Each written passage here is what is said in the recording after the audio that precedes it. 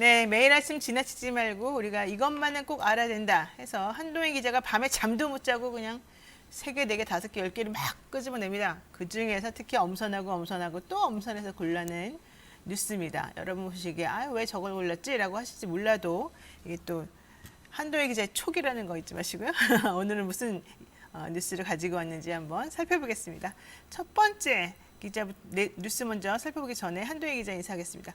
어서 오세요. 안녕하세요. 네, 날이 추워서 그런지 오늘 좀 정말 중무장을 했군요. 네, 오늘 좀 젊으신 날씨가 춥다고 분이 해서 네. 젊으신 분이 그렇게까지 옷을 꼭꼭 껴입으면 좀 그렇지 않아요? 제가 추위를 많이 탑니다. 아 그래요? 또 보호 본능을 자극하는 뉴스토마토 기자네요.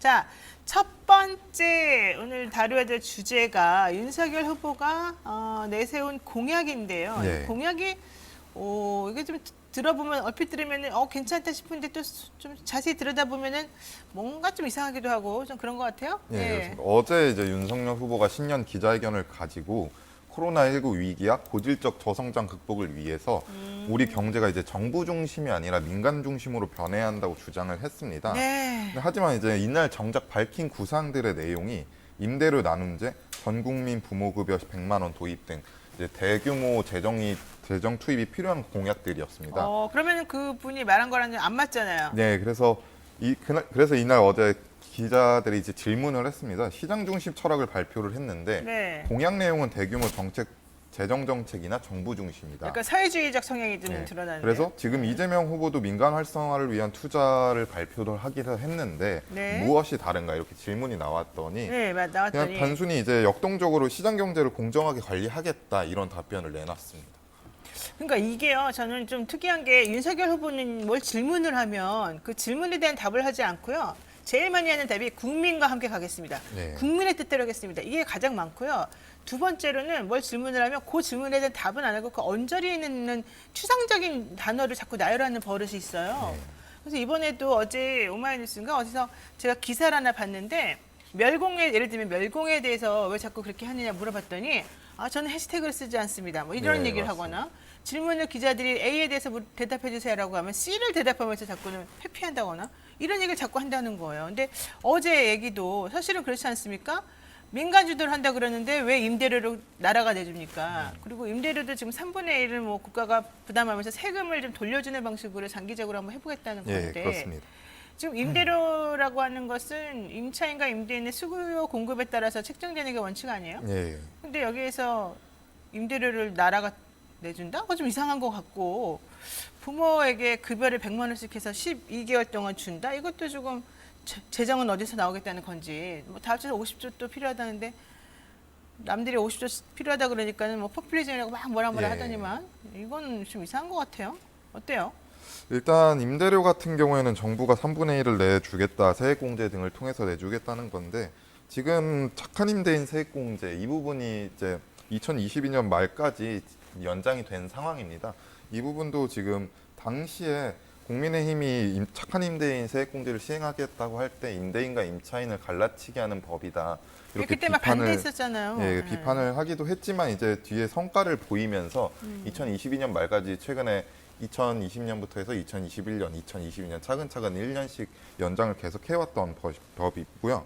그리고 임대료 같은 경우에도 전체적으로는 지금 50조 원 가량의 재정이 투입이 돼야 되는 상황이고 네. 신생아 이제 부모들에게 100만 원을 급여하는 부분도 총 3조 1,200억 가량이 드는 재정입니다.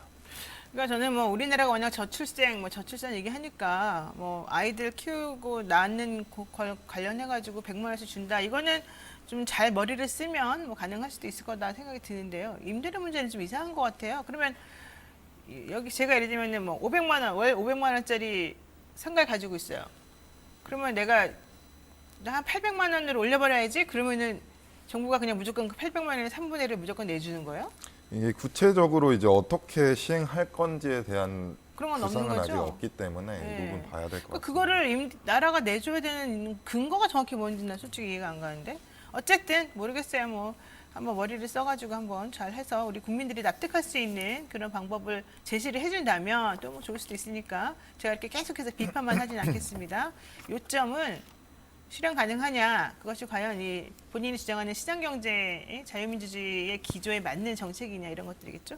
한번 살펴보고 기다려보겠습니다. 자, 두 번째, 김건희 씨, 이 상습 사기, 취업 사기죠 말하자면 이 거짓말쟁이라고 저는 부릅니다. 이분이 결과적으로는 뭐 대학교에 본인이 뭐 경력 같은 거 허위를 부풀려 가지고 한 것이 아무 문제가 없다고 그쪽에서는 얘기했습니다만 결과적으로는 그렇게 했기 때문에 처음 폴리텍 대학인가 여기에 네. 임용될 수 있었다는 거잖아요. 네, 그렇습니다. 예. 임용 기준에 이제 턱걸이로 넘길 수 있었던 건데요. 이게 한국게임산업협회 재직 기간을 부풀려서 겨우겨우 이제 턱걸이로 통과할 수 있었다는 겁니다. 그러니까 산업체 재직 기간을 허위로 기재한 동기가 여기에 있다는 게 처음으로 밝혀졌다는 게 이제 민주당 설명이고요. 말씀하신 대로 실제로는 이게 취업 사기다 이렇게 비판을 하고 있습니다. 그래서 2006년 2학기 산학겸임 및 초빙교원 임용 계획 문서를 보면은 임용 평가 항목에 산업체 근무 경력 그리고 주요 실적, 자격 등 세 가지 항목으로 구성이 돼 있습니다. 김건희 씨는 당시에 경력 40점, 실적 30점, 자격 0점을 받으면서 임용 기준을 겨우 맞췄고요.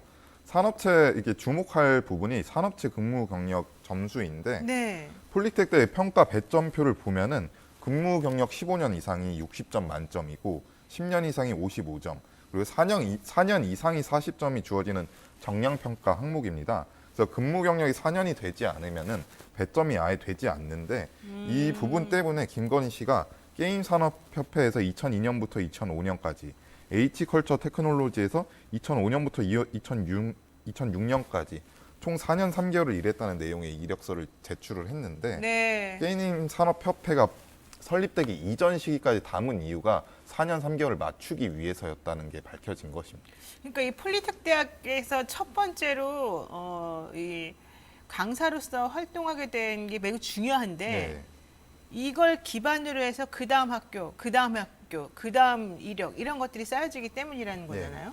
근데 지금 그 첫 번째 단추인 폴리텍 대학에 임용되기 위해서 필요했던 경력이 있는데 그 경력을 맞추기 위한 요건들이 전부 다 거짓말이었고 본인은 뭐 약간의 부풀림과 잘 보이기 위한 뭐 그런 것들이 있었다고만 하지만 사실은 그게 아니라는 게 다 드러나고 있잖아요. 네. 그러면 이 시점에서 솔직하게 말을 하고 뭐가 잘못했는지 반성하고 이것을 기반으로 해서 쌓아올린 수많은 사상 누각들을 전부 다 없애버리고 그래야 되는 거 아닙니까? 네, 근데 그래서 민주당에서 김건희 방지법을 이렇게 추진하겠다는 김건희 방지법, 입장을 세상에. 밝혔는데 예. 이제 안민석 의원이 대표 발의한 부분인데 네. 허위 이력으로 채용된 교원의 경우 임용을 취소하고 임용 기간이 끝난 경우에 경력증명서 발급을 금지하는 이런 내용을 이제 발의하기로 했습니다.